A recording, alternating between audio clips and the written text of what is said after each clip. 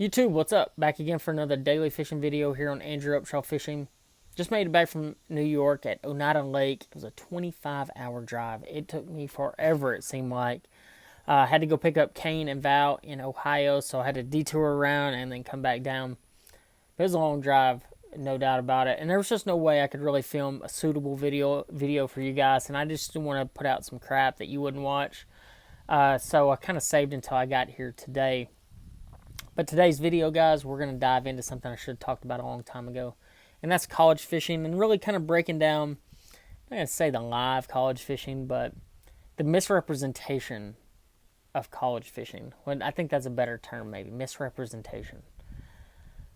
You know, when I came in through the college ranks, and there's no doubt in my mind that I wouldn't be where I am today without it. You know, I was able to win a national championship with my best friend, Ryan Watkins. We were able to win a lot of tournaments and a lot of money together. But you know what helped us the most during our college careers, more so than anything, was A, we went to SFA, and SFA let us keep most of the money that we won. That helped a lot. Sponsors, B. Sponsors helped us a ton. We were able to get gear and baits and rods and reels and everything that we needed to fish at that level and be successful. It's not like that anymore, guys. And if you're a college angler, you know exactly what I'm talking about. There's almost no money in college fishing anymore. There's just no bones about it. Almost zero money. And the organizations don't really seem apt to change it. You know, we can blame it on a lot of different things. We can blame it on COVID. We can blame it on the economy or lack of sponsors. But let's just be quite honest here, guys. They keep doing it because y'all let them. Y'all keep showing up and fishing these tournaments because what else are you going to do? You're hardcore bass heads. I get it. I'm with you. So there's not ever going to be any change until A, you college guys step up and start talking to sponsors for them, or B, you invoke change. That's about the only two ways you're going to see college fishing improve. Because what are these fishing companies, these outside businesses looking at gaining from a college angler? You know, how can they make college fishing better and all these different things? I mean, we want all these things, but nothing's really changing. Actually, it's if you look at the cycle of it, it just keeps going down. The amount of money you win, the amount of sponsorship opportunities that you get continue to go down. About the only thing you can get anymore with no experience is a newly opened business or maybe a discount. And that's just what you're going to get. That's just the reality of it. You don't want a no BS approach here. Here you go. That's what you're going to get. You're going to get a discount, and you're still going to have to pay your way to get there. So that's the reality of college fishing right now. So where do college anglers go after that? You know, where are they supposed to land? You know, are they supposed to go fish BFLs? Are they supposed to fish the Toyota Series, the Bass Opens, National Professional League? You know, we're sold this dream of professional angling. This is the stepping stone, they say, to professional angling. And it was for me. And because we had the opportunities, we had the chances of working in with these companies. But now, guys, there's hundreds and hundreds of college anglers. There's hundreds and hundreds of high school anglers. And we push this narrative that we want these high school and college programs to exist. We want them to be successful. But there's no money behind them. And where are these anglers supposed to land after all this? If they want to be a professional angler, here's the real truth, guys. If you want to be a professional angler now, there's only two ways to do it. You can either go pay your way into the National Professional League, which is fine. There's only like 10 or 15 places available, and they hand select who they want. So you're not probably going to get in if 50 people apply for the positions. Number two, you go jump in the pro circuit, which are already at 200, and I don't even know if they're going to let people in that don't qualify anymore. I haven't fished FLW tournament in a couple years, so I don't know how their whole system works. But let's just say you do make it into the pro circuit and you fish. To make Major League Fishing, I want to say when I left, you had to finish in the top 2 in points to qualify for Major League Fishing. In the last 2 years, they've only invited one person, and it's John Cox, which is extremely deserving because John Cox is one of the best fishermen in the world. And you'll always hear me say that. He's a fantastic fisherman. So let's just say Major League Fishing cuts a couple people. Bass Pro Tour, more importantly. They cut a couple people. Who are they going to cut? Really? Who are they going to take out of their Their group of 80 or however many guys they have, who are they going to take out and put some new anglers in? I don't know. I don't know who they do that with. And the Opens aren't much better.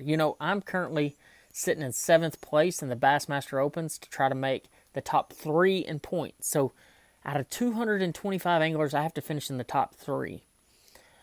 Is it impossible? No. Absolutely not impossible.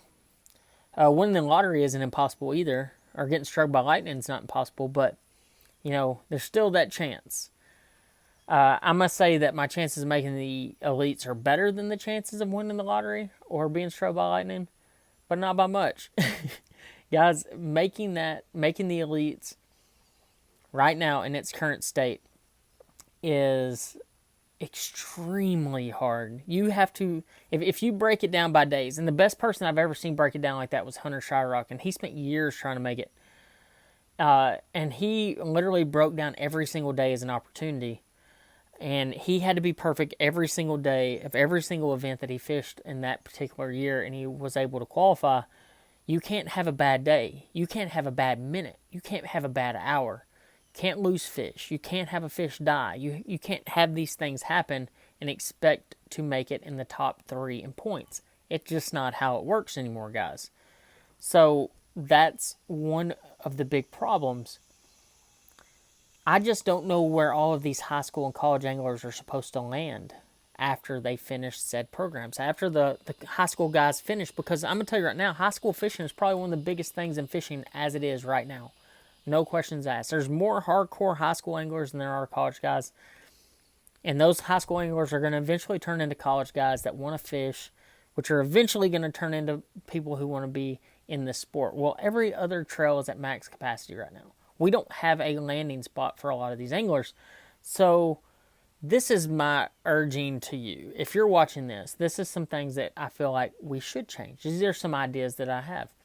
Maybe these organizations like Major League Fishing or Bass or National Professional League create a stepping stone division that is maybe between those two. Or in a certain situation, maybe Bass creates another division of tournaments between the Opens and the elites. So the elites that don't qualify fall back into a spot. The guys that are kind of displaced from a trail fall into that, and there's more room for the college guys to come in, and they don't have to compete against pros every single time they fish an event. We have to start working on that in-between for these guys, because there's not an in-between for these college guys right now. You have to either jump right into the Opens, jump into the Toyota Series, National Professional League, or Pro Circuit, and the spots are limited. And if you don't know somebody, you might not even get in. And that's just the reality of it anymore. There's just not enough spots anymore, guys. And it's hard enough to make money as it is in this sport.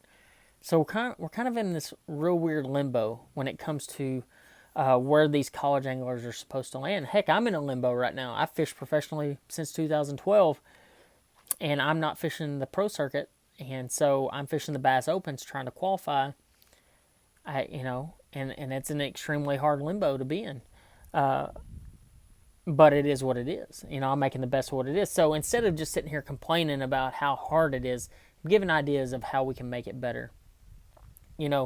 Will these college anglers become people in our industry? Absolutely. Look at guys like Brandon Dickinson, who works for one of the biggest rep groups in the South, and probably one of the most successful rep groups in the South. There's a ton of other guys that work in this industry that have been extremely successful that are definitely my bosses to this day in certain companies. So it's weird how that all works.